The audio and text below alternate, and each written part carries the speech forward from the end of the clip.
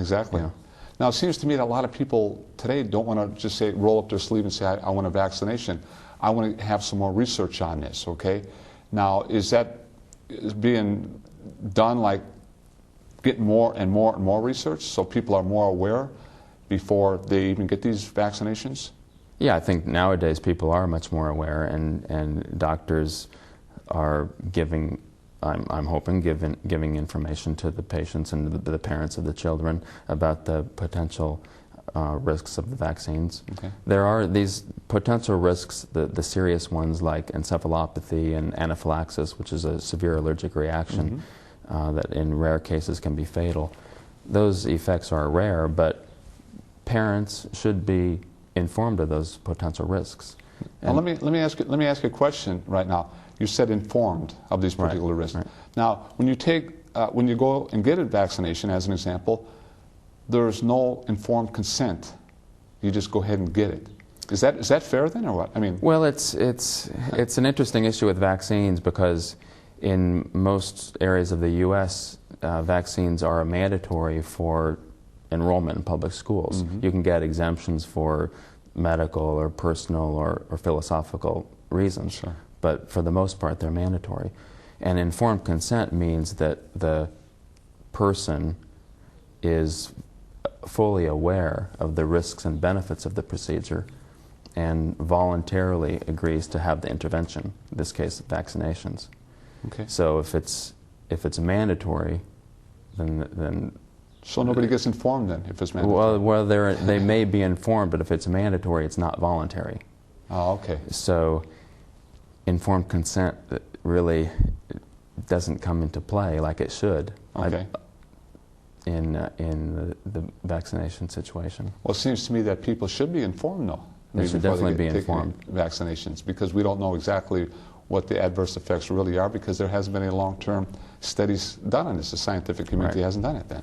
The parents of children who are being vaccinated should consider the potential short-term risks and the potential long-term risks. Now let's talk about if a child, I know this is a tough question, real tough.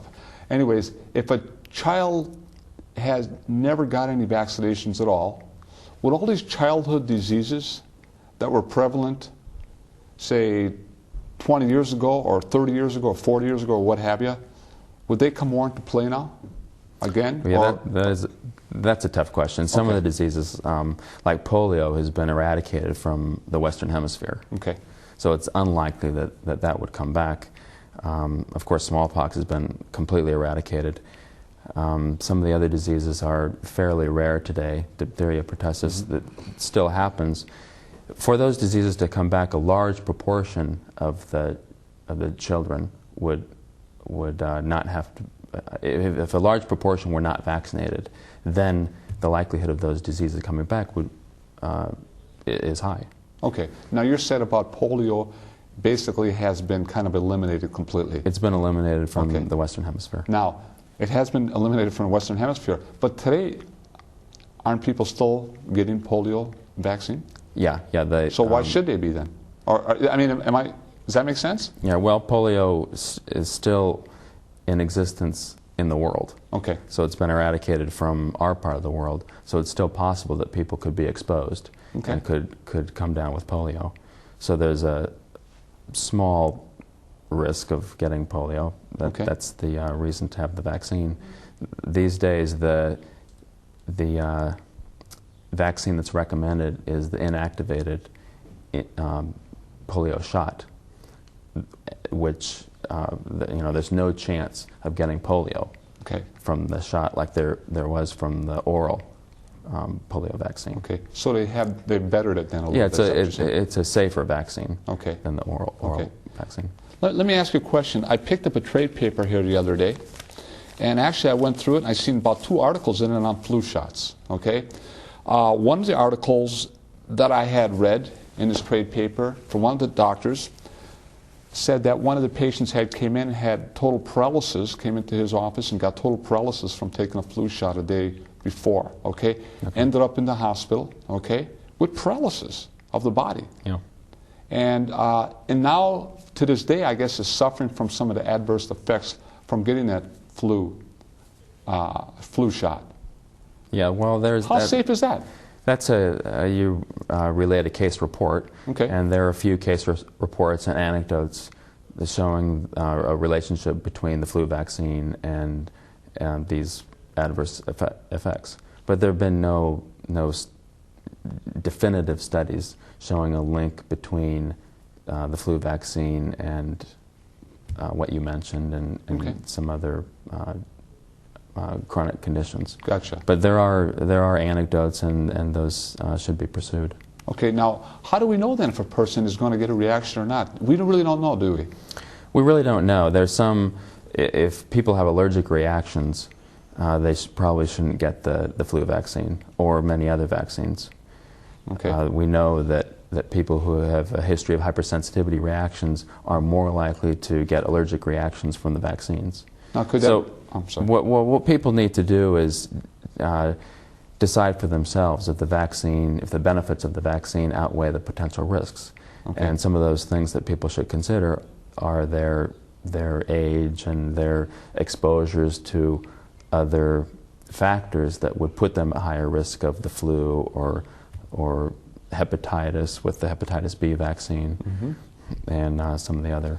Now, let's talk about the flu shot just for a second, then we're going to get on to something else. But a lot of the geriatric patients actually take the flu shots. Now, is it safe to say that, well, a geriatric patient, as an example, has a lower immune system, say somebody that's 70 years of age and somebody that's, say, 25 or 30 years of age? So getting a flu shot for them could have maybe some pretty adverse effects, say, than somebody that's 20 or 30 years of age that takes that same particular shot. Is that safe? Well, the people who are elderly are at greater risk of the flu. Right. And that can be be a major problem for the elderly. So they are probably, it would be better for them to be vaccinated than a younger person who's at much less risk. Okay. Now let's talk a little bit. I know you brought a chart today. Okay. I'm going to talk a little bit about that chart. And you showed us some allergic responses and et cetera, what these do. So let's go ahead and we're going to bring that up on the screen here in a moment, and then we're going to talk about that a little bit. Maybe you can explain to the viewing audience out there exactly what that means. Sure. This is a chart just showing the relationship between the vaccine and the allergic response and the central nervous system, which is in the chart as CNS. So what it shows is that if you look at the word antigenic stressor, that would be a vaccine, and a vaccine is a stressor just like a physical or psychological stressor would be. It has it may induce an immune response, which could cause the allergy symptoms, and it may also induce a response in the central nervous system via inflammatory mediators that are released with the immune response. And the neurological response can influence the conditions on the right: psychological distress, pain-related behavior, pain perception, as well as other physiological reactions.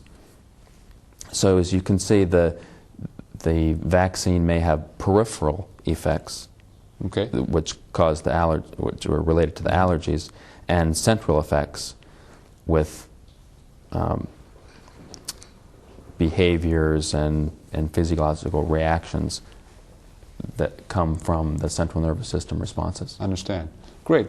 Now let's go into, now that you showed the viewers the chart out there, okay, let's talk a little bit more about people in general out there. There's a lot of people out there are saying, I am not giving my children any vaccinations. I mean, they're just informed, they've read, they've studied. They haven't done, of course, as much studying and scientific research as you have done, of course, but they have studied, and they're just saying, I'm not doing it. And there's some people out there that are saying, I'm going to do it, okay? People are really questioning that today. Now, who's right or wrong? Or is nobody's right or wrong? Are there? Right. Nobody's right, nobody's wrong, and there's this difference of opinion because of lack of data. Gotcha.